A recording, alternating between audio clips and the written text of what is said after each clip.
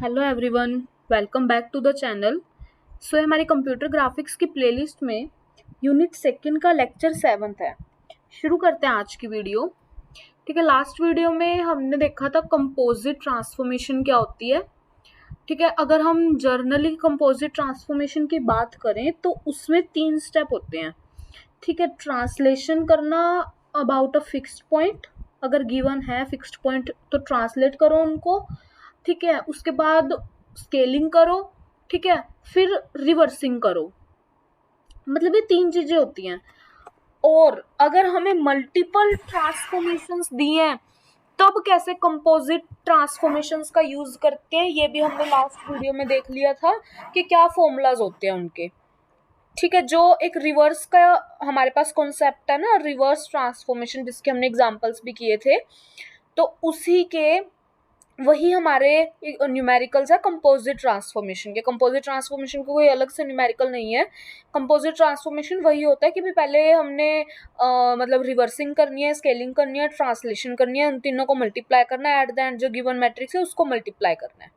Okay, but if अगर हमें more than one translation करनी है तब कैसे हम कंपोजिट ट्रांसफॉर्मेशन निकाल पाएंगे, मतलब तब कैसे हम मैट्रिक्स निकाल पाएंगे। तो हमने क्या करना है, जो हमने लास्ट वीडियो में देखा था, मैं उसमें डिस्क्रिप्शन में लिंक डाल दूंगी। ठीक है, कंपोजिट ट्रांसफॉर्मेशन का, कि अगर मोर देन वन ट्रांसफॉर्मेशन करनी हो तब कैसे होगा उसका, मतलब तब हम कैसे ट्रांसलेशन का फॉर्मूला लिखेंगे, रोटेशन का फॉर्मूला लिखेंगे। याद है, अगर एक से ज़्यादा ट्रांसफॉर्मेशन करनी हो तो हमें क्या करना होगा, अगर रोटेशन एक से ज़्यादा बार करनी हो तो एक बार एंगल θ1 से मूव होगा, एक बार θ2 से मूव होगा। ऐसे अगर ट्रांसलेशन करनी है एक से ज़्यादा बार तो एक बारी पॉइंट्स हो जाएंगे x1 y1, एक बारी हो जाएंगे x1 dash y1 dash. Okay, ऐसी स्केलिंग में। बट न्यूमेरिकल इसके कोई ये नहीं है कि भी हाँ अलग से न्यूमेरिकल आएंगे, आप खुद से न्यूमेरिकल लेके देख सकते हो कि भाई अगर एक से ज़्यादा बार ट्रांसफॉर्मेशन करनी हो, एक मैट्रिक्स खुद से ले लो, एक से ज़्यादा बार ट्रांसफॉर्मेशन कर दो। बट कंपोजिट ट्रांसफॉर्मेशन के न्यूमेरिकल्स वही है। ठीक है, तो शुरू करते हैं आज की वीडियो। आज हम पढ़ेंगे 3D ट्रांसफॉर्मेशन। ओके, तो हमारे पास 5 ट्रांसफॉर्मेशंस होती हैं, सभी को पता है। तो उन सभी को 3D ट्रांसफॉर्मेशन मतलब एक और प्लेन हमारे पास ऐड हो जाएगा Z। तो देखते हैं, सबसे पहले देखेंगे ट्रांसलेशन। 3D ट्रांसफॉर्मेशन के अंदर क्या होती है, ये मेरे पास है x एक्सिस, ये मेरे पास है y एक्सिस, ये मेरे पास है z एक्सिस। ओके, अभी तक हमने 2D ट्रांसफॉर्मेशन से ही करी है, 2 प्लेन ही होते थे उसमें, बट अब ये 3D में आ गया, 3 प्लेन है। यहाँ पे मेरा पॉइंट है एक्स वाई जेड, यहाँ पर मेरा पॉइंट है x dash y dash z dash. ठीक है जी, मेरे पास इक्वेशन होती है ट्रांसलेशन के अंदर, 2D के अंदर एक्स डैश इक्वल होता है एक्स प्लस टी एक्स के, वाई डैश इक्वल होता है वाई प्लस टी वाई के। इन 3D हमारे पास क्या हो जाएगा, z इक्वल हो जाएगा z डैश इक्वल हो जाएगा z प्लस टी जेड के। ओके, अगर मैं इसको प्रूव करना चाहूँ कि भैया कैसे होगा, ट्रांसलेशन की डिफाइन मैंने इसलिए नहीं लिखी क्योंकि 2D आप कर ही चुके होंगे। ठीक है, 3D से पहले ऑब्वियसली 2D करके ही आए होंगे 3D की वीडियो पे।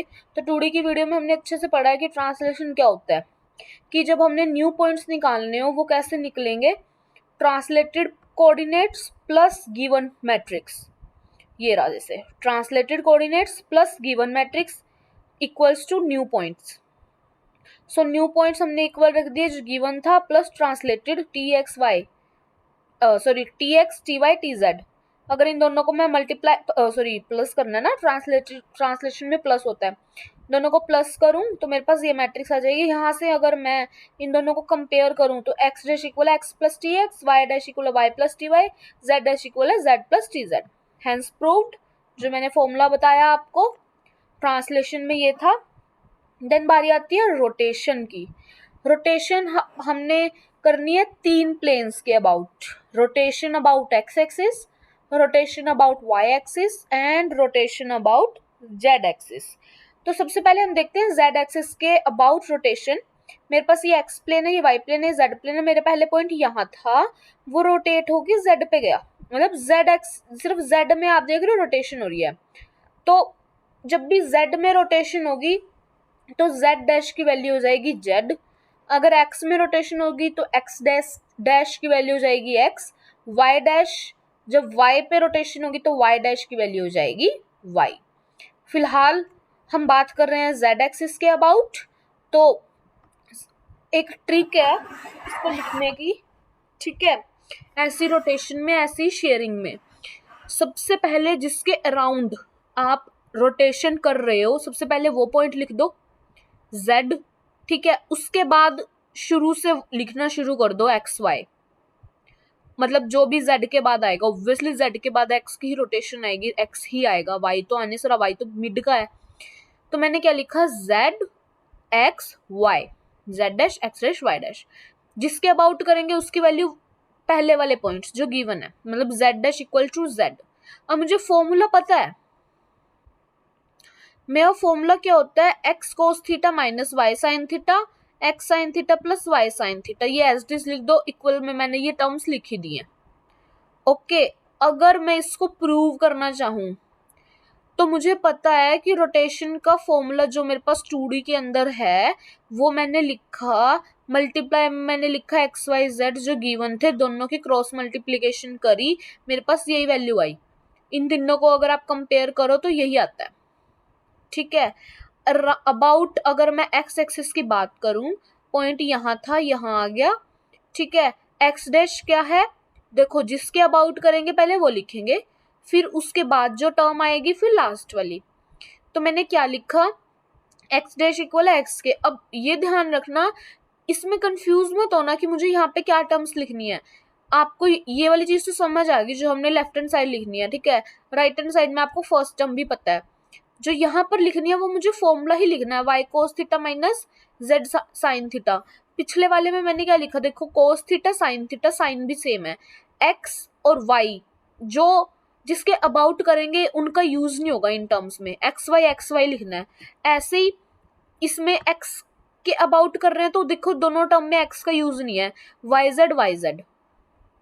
ओके, ऐसे क्रॉस मल्टीप्लीकेशन करके मैंने आंसर निकाल दिया जी। फिर बारी आती है अबाउट वाई एक्सिस। देखो ये पॉइंट यहाँ था, वाई एक्सिस पे आया, यहाँ आ गया।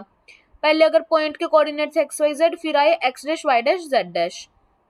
अबाउट जिसके अबाउट करेंगे वो पहले लिखेंगे, फिर उसके बाद क्या आता है, वाई के बाद क्या आता है जेड, फिर क्या आता है एक्स। अब देखो जिसके अबाउट लिखना है वो इस फॉर्मूला में कहीं नहीं होगा, और cos theta sine theta cos theta, sorry cos theta sine theta आएगा, Z cos theta minus X sine theta, ऐसे Z sine theta plus X cos theta. एक मिनट, इसको करते हैं ठीक।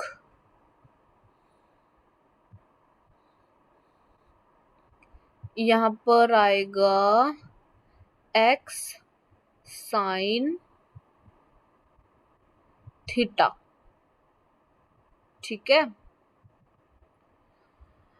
ओके, यहाँ कोस थीटा क्रॉस मल्टीप्लिकेशन करी तो मेरे पास यहाँ पर भी साइन थीटा आएगा, सॉरी ये मिस्टेक होगी कोई, यहाँ पे भी क्या आएगा साइन थीटा, ठीक है जी। उसके बाद ये चीज आपको समझ आ गई ना कि यहाँ लिखना कोस theta sine theta cos theta. यहाँ पर जिसके अबाउट करना है वो पॉइंट नहीं लिखने, उनके अलावा जेड एक्स। ये था मेरा रोटेशन, मतलब दोनों की वैल्यूज लिखे मल्टीप्लाई करा और कुछ नहीं करा। फिर आता है मेरे पास स्केलिंग। हाँ, स्केलिंग में क्या होता है हमें पता है, साइज के अंदर चेंज होना, छोटे से बड़ा साइज, बड़े से छोटा साइज। ओके, तो मेरे पास वैल्यू के इसके अंदर कौन कौन से पॉइंट होते हैं, s x s y s z, और गिवन मैट्रिक्स से मल्टीप्लीकेशन। मैंने यही करा, गिवन मैट्रिक्स ये थी और इसको मैं इस तरीके से लिखती हूँ ना मैट्रिक्स की फॉर्म में, इस वाली इक्वेशन को s x s y s z को मैंने डायगोनली वैल्यूज लिख दी, दोनों को क्रॉस मल्टीप्लाई करा तो मेरे पास यही आ गया। ये था मेरा स्केलिंग। ओके जी, उसके बाद आता है रिफ्लेक्शन। रिफ्लेक्शन तीन इसके केसेस होते हैं, तीन प्लेन बनेंगे अब हमारे पास। पहले क्या था जब मैं 2D कर रही थी यहाँ होमोजीनियस, तब तो मैं ये लिख रही थी कि about y axis about x axis when y is equals to x, है ना, when y equal to minus x when, about, origin, मतलब ये चीजें मैंने लिख रही थी। बट अब मुझे क्या करना है, रिफ्लेक्शन करनी है प्लेन की। देख रहे हो आप, पहले अगर वो एक्स वाई प्लेन में था, फिर मैंने जेड एक्स में ले आई मैं उसको, वाई जेड में था जेड एक्स में आ गया, जेड एक्स में है तो माइनस के टर्म में आ गया। तो इसको भी लिखने का तरीका है, देखो सबसे पहले अगर मैं एक्स वाई प्लेन की बात करूं, x y, y z, z x, 3 plane है। सबसे पहले एक्स वाई, यहाँ पे न्यू मैट्रिक्स इक्वल्स टू, जहां जिसके अबाउट हमने करना है वो वाली टर्म्स पॉजिटिव। ये तो हमें पता है कि डायगोनली 1 1 1 होता है रिफ्लेक्शन में, बस जिसके अबाउट करना है वो वाली चीज पॉजिटिव, थर्ड चीज नेगेटिव। एक्स वाई के अराउंड करना है, देखो एक्स और वाई, ये मेरा पॉजिटिव है, जेड को मैंने लिख दिया -1, मल्टीप्लीकेशन करी, मेरा आंसर आ गया। ओके, वाई जेड में एक्स नहीं है तो जी एक्स के आगे -1 लिख दो, देखो मल्टीप्लीकेशन होगी इनकी। जेड एक्स में वाई नहीं है तो जी मैंने वाई के आगे -1 लिख दिया। तो ये है मेरी रिफ्लेक्शन।